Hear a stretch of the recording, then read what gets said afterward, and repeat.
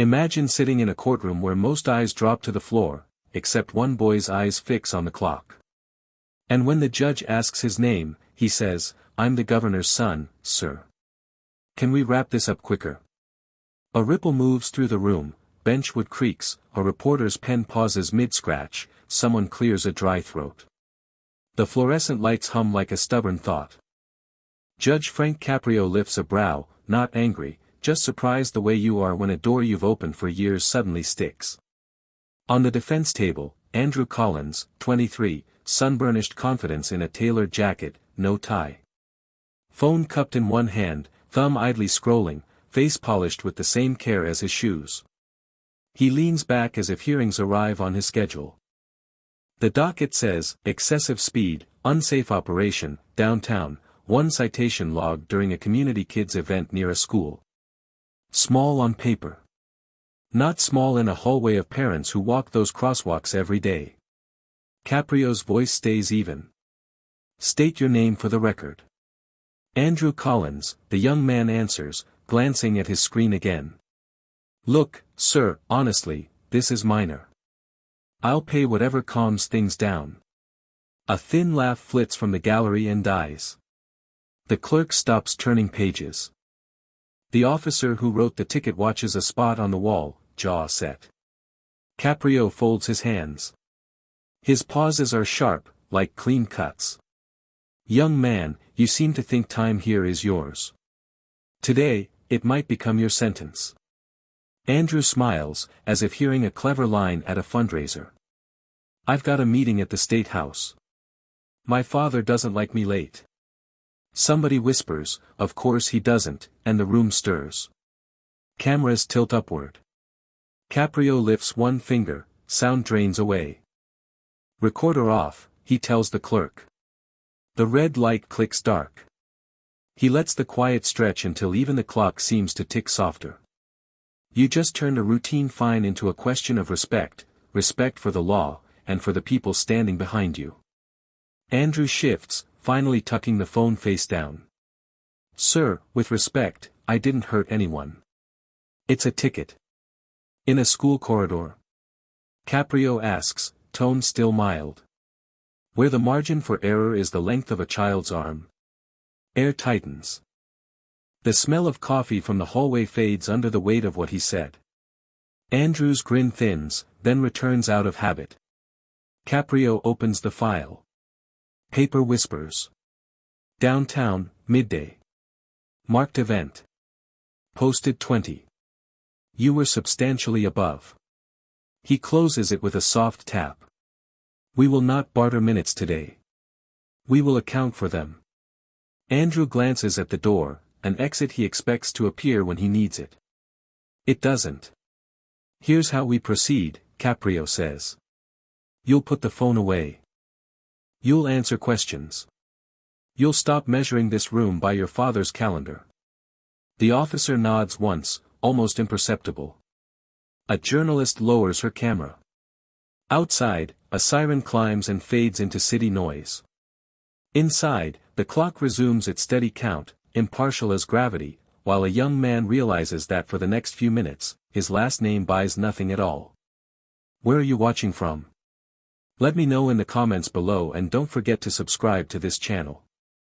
Let's try this without banners or borrowed names, Judge Caprio said, eyes steady. Tell me who you are, Mr. Collins, no titles, no family. Andrew lifted one shoulder. Normal stuff. Prep school, varsity crew. I'm helping with my dad's campaign this cycle. Sometimes I drive fast. I keep it under control. I'm not bothering anyone. The words arrived smooth, practiced, and strangely hollow. The gallery felt it. Even the clerk paused with the stamp held in midair. Caprio didn't look at the file. Do you remember the crosswalk on Broadway by St. Martin's? His voice thinned to a quiet wire. Last year, a car took that stretch at 30 over. A child died. 3 seconds. That's all it took.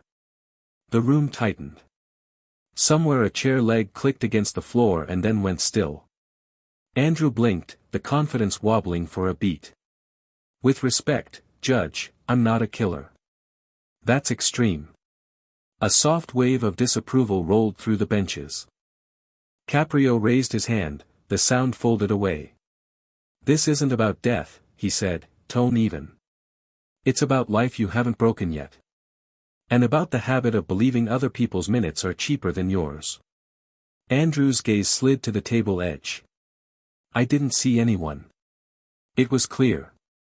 Streets look empty until the second before they aren't, Caprio replied. Crossing guards, strollers, late teachers, a boy chasing a loose backpack strap, none of them schedule themselves around your errands. The young man swallowed. His phone, now dark beside his elbow, reflected a skewed version of his face.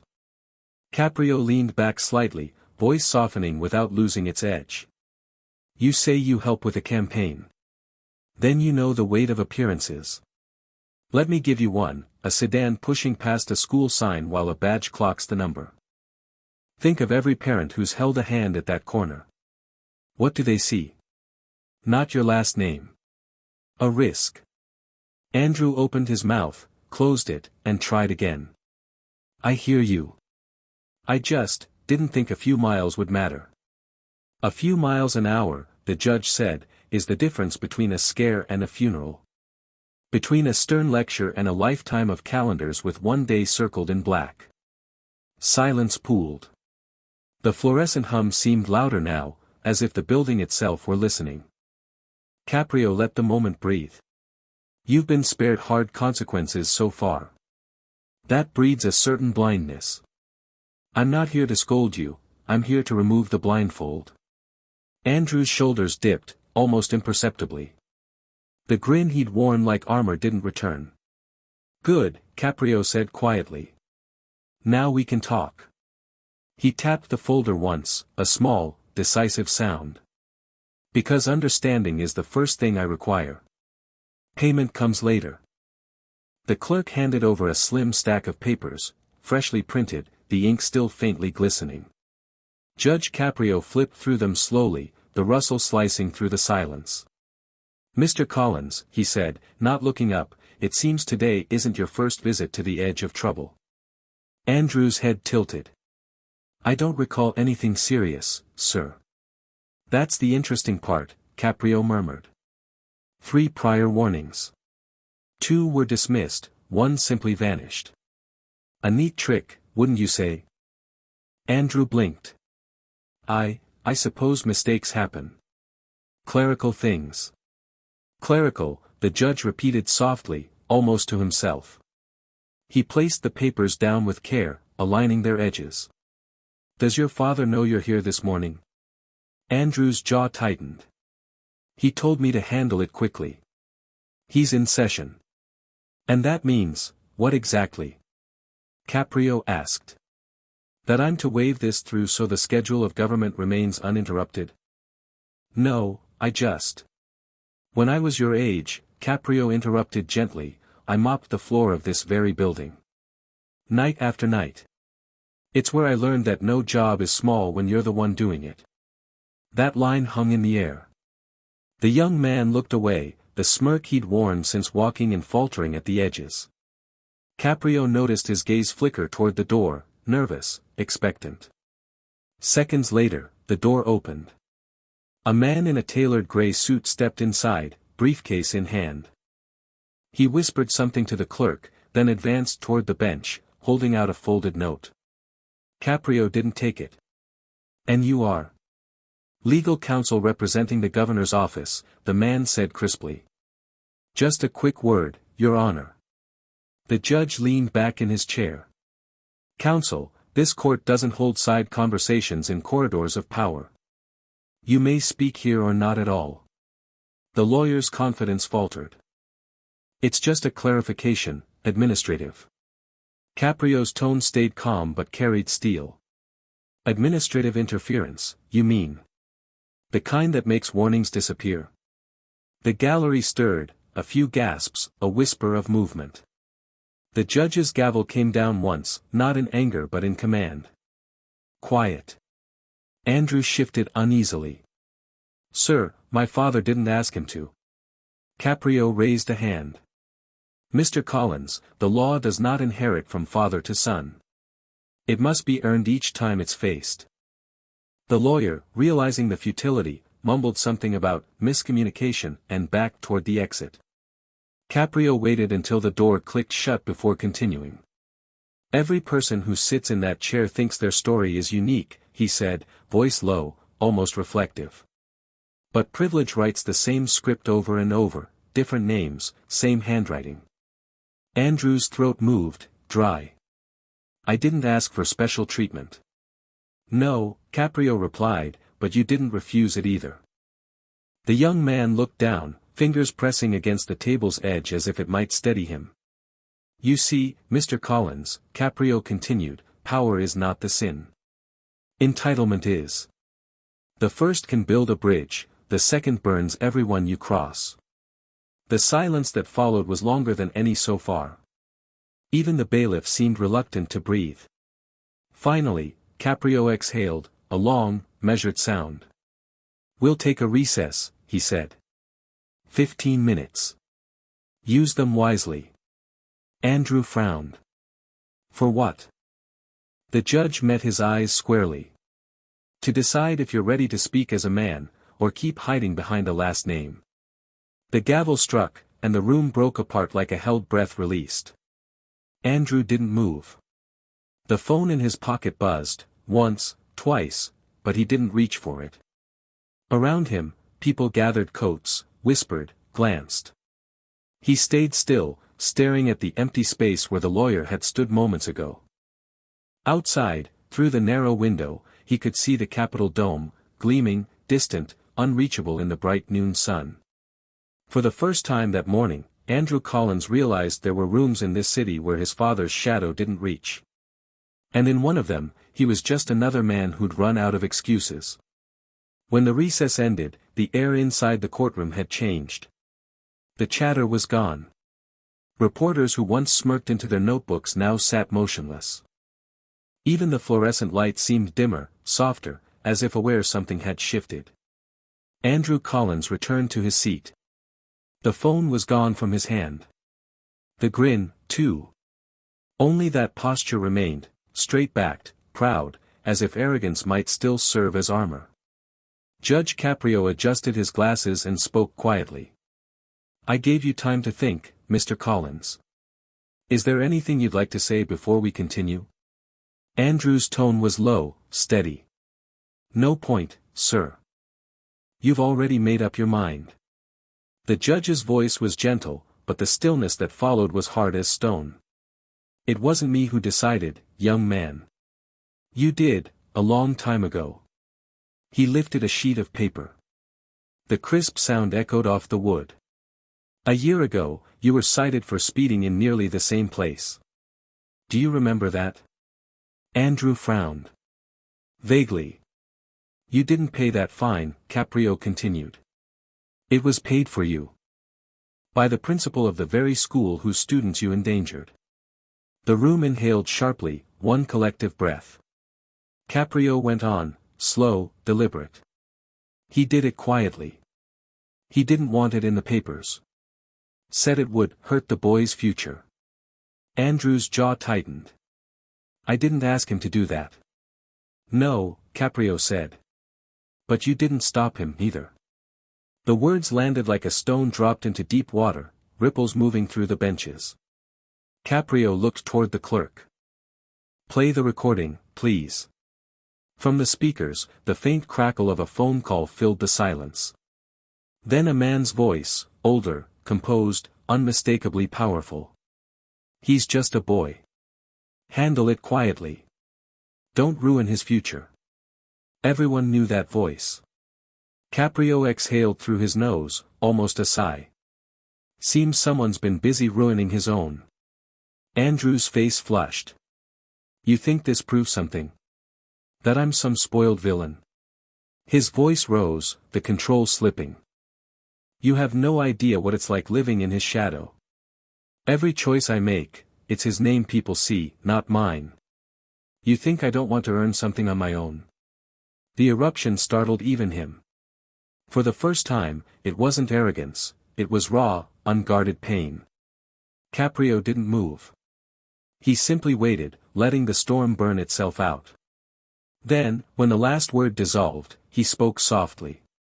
"Good. Finally, you said something real." Andrew blinked, breathing hard. "You've spent your life trying to prove you're not your father," the judge continued, voice low but unwavering. "But rebellion isn't proof of independence. It's another form of obedience, to the very thing you claim to despise." A long silence followed. The cameras were forgotten. Even the clerk seemed frozen mid-note.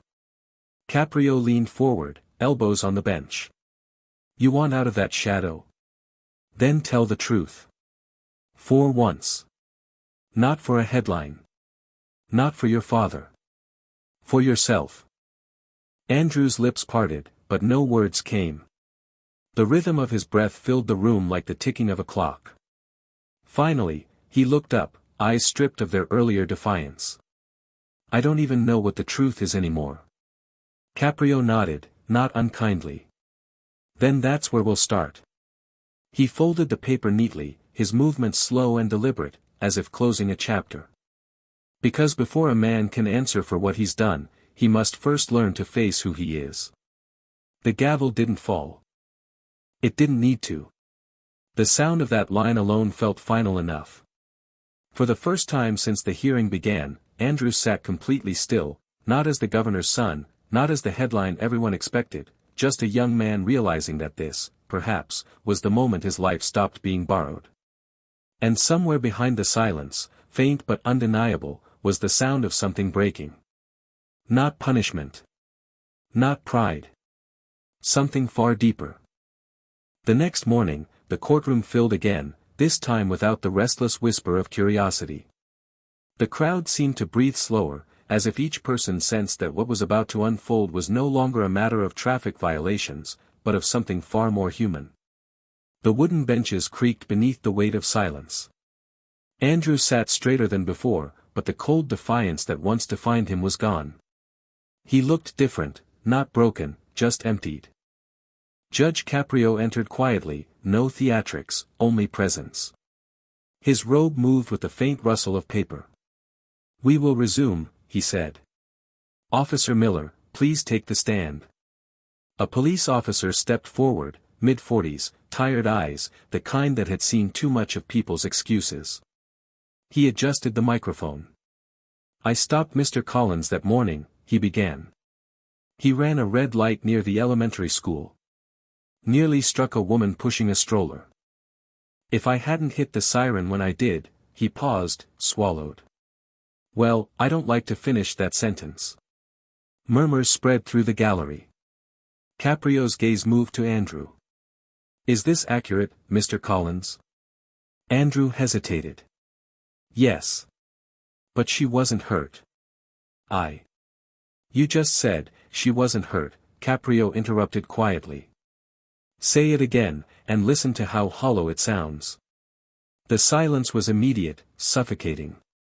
"Your defense," the judge continued, "is that your recklessness did not produce a tragedy, this time. You understand the difference between innocence and luck, Mr. Collins?" Andrew's throat bobbed. "I do now." Then, a voice rose from the back of the room, soft but unmistakably clear. "That was me." Every head turned. A woman stood, early 30s, modest coat, holding the hand of a small boy. Her knuckles were white against his fingers. "I'm the one you almost hit," she said. Andrew froze. The air left the room. She took a step forward, her voice steady but trembling at its edges. "I remember your eyes," she said. "You looked right at me and kept driving." The boy looked up, confused but curious, sensing something larger than he could name. Caprio nodded gently to her. "You may speak."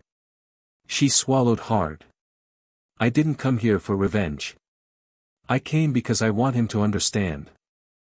I want him to know what it's like to stand in the middle of that crosswalk, watching a car that doesn't slow down and thinking, this is it."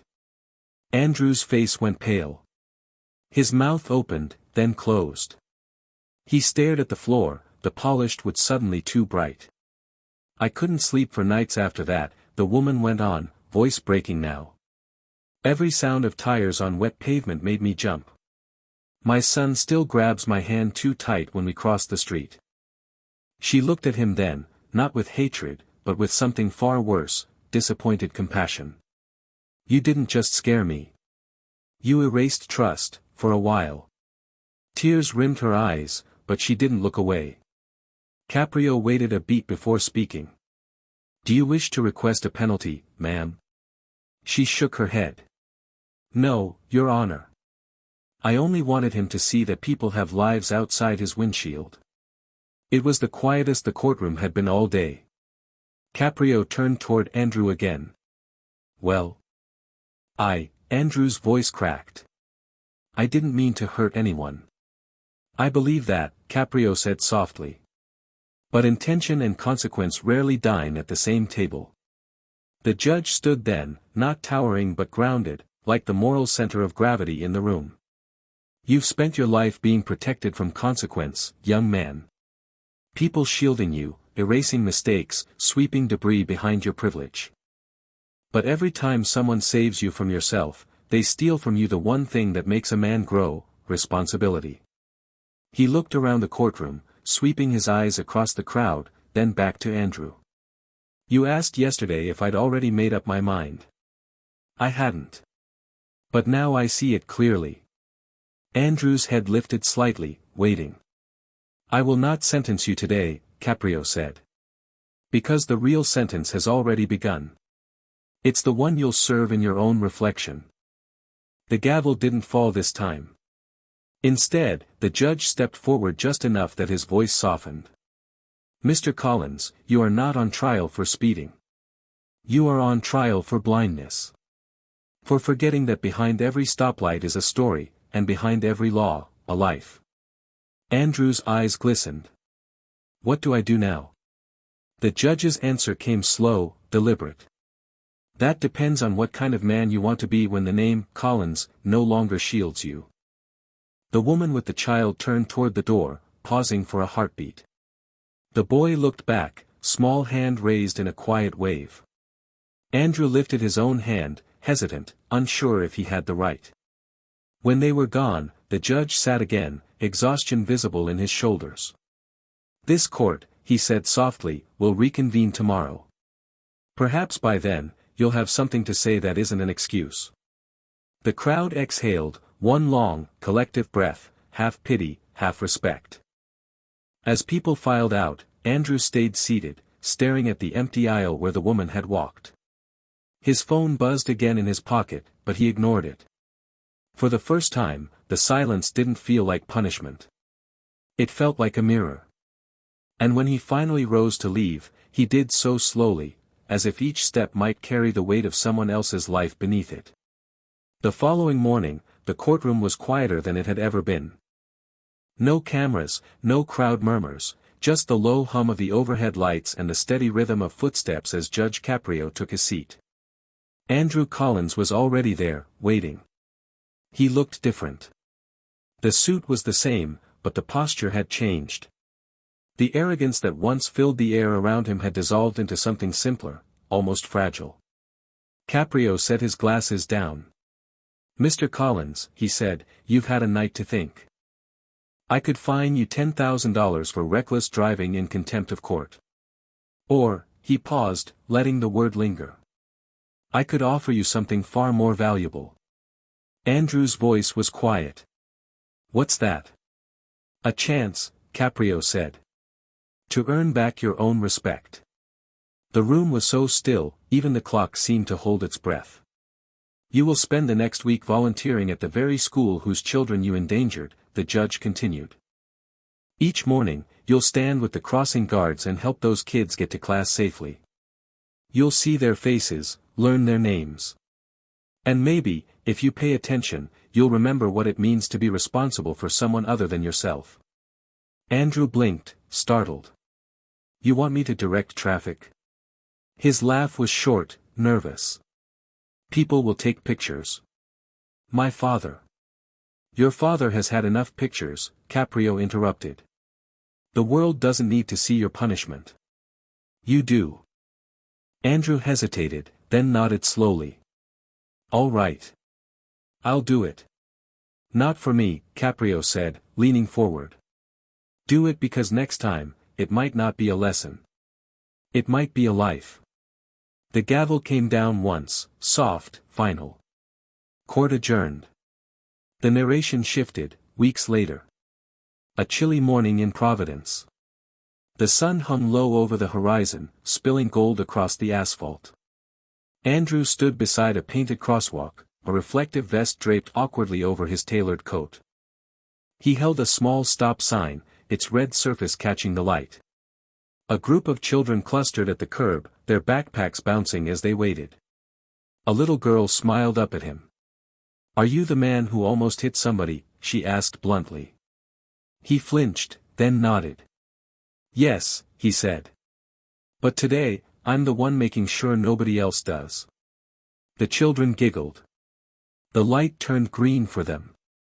As they crossed, he raised the sign higher, holding it steady until they reached the other side. For the first time, the simple act of standing still felt heavier than all his speeches and inherited power combined. Cars slowed. A few drivers glanced his way, recognizing the face that had once appeared beside his father's in campaign posters. Some smirked. Others just watched. But Andrew didn't look back. When the last child disappeared through the school gate, he lowered the sign, exhaling slowly. The sound of traffic swelled around him, a rhythm he no longer took for granted. Later, in his chambers, Judge Caprio recorded a note for the court's community archive. His voice was calm, thoughtful. There are laws, he said, and there is justice. Laws punish behavior, justice teaches the heart.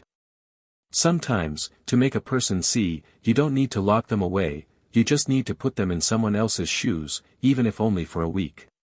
He paused. Mr. Collins did what was asked of him.